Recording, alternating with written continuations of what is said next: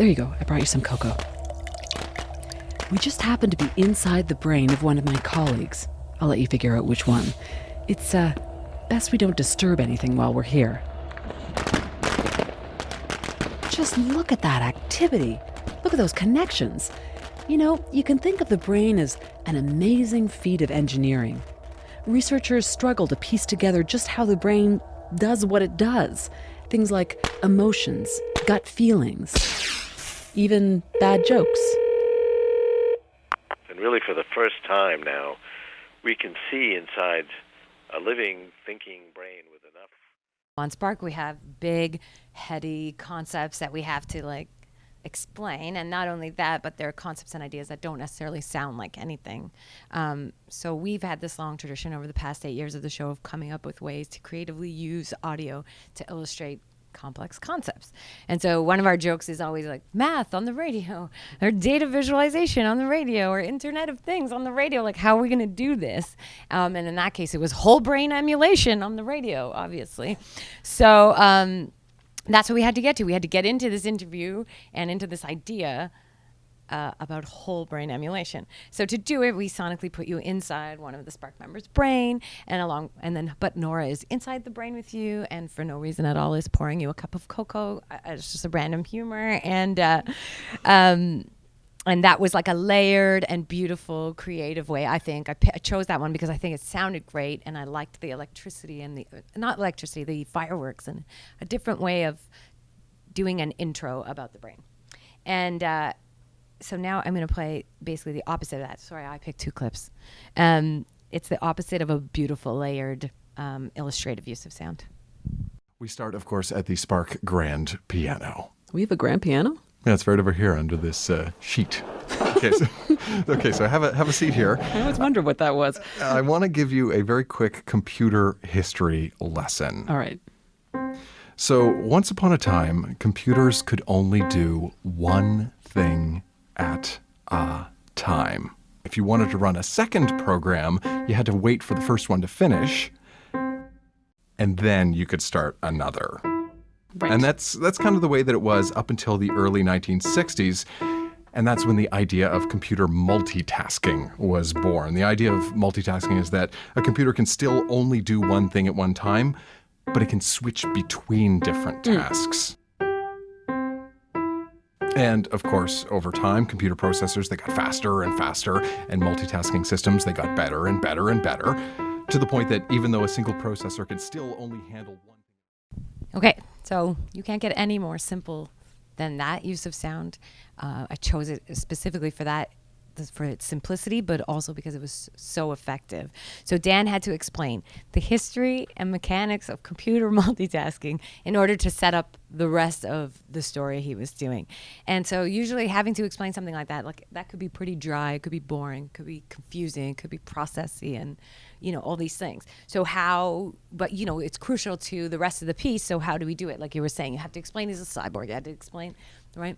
So how do we use sound to get through those generally dry things? And so I feel like how Dan did it sonically there with just the simplicity of the piano was just a very effective and simple way of using sound. So he used it to illustrate multitasking in a way that words just, to me, wouldn't have done as effectively.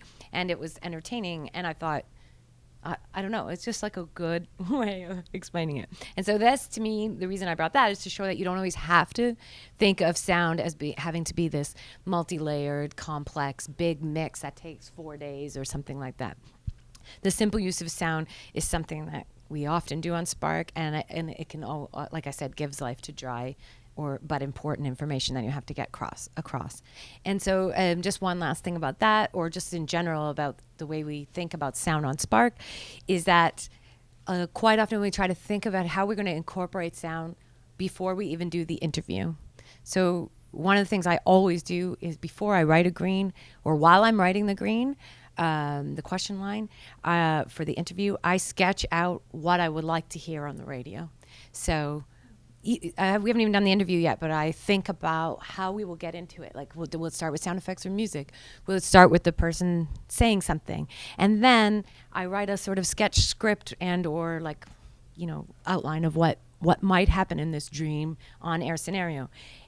that informs how I write the green and how I write the questions. And then it also gives me an opportunity to think of things to ask the guest to do at the end of the interview. So obviously you can't do this live, right? But we're a package show. So I can get the guest to do things at the end of the interview that then I can incorporate into the intro or into, a setup of some kind. Because sometimes these like real long processes of like explaining processes or explaining, how he's been a cyborg since 1993. He was one of the first cyborgs, blah, blah, blah. If he told it could take a really long time.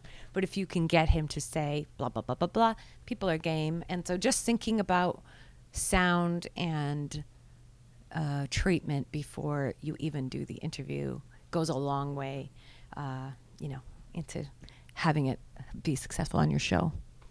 You said, Priscilla, you often have to explain really complex things. Do you find that sound can overwhelm those things sometimes?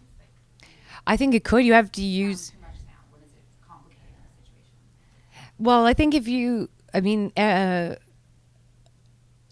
it's easy to be didactic with sound. So to like, he moved his chair over, and then it's like, right, and it's like the phone rang, bring. It's like we actually, you don't really need sound for that.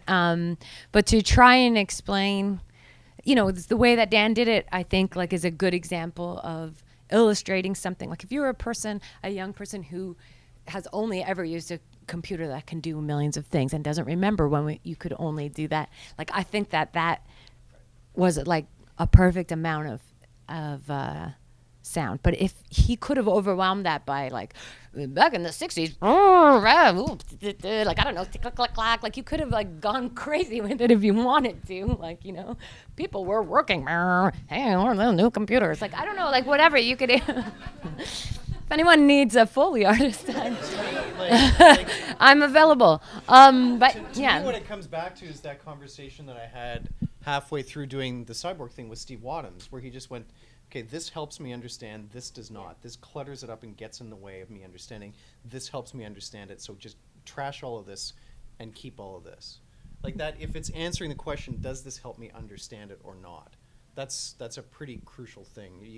You can't go too far wrong if you're on the right side of that question. Yeah, and does it help other people understand? So as in anything, like the more collaborative we can be about these things, the better. Even if you only have a short amount of time, like even which Nick is going to talk about. That's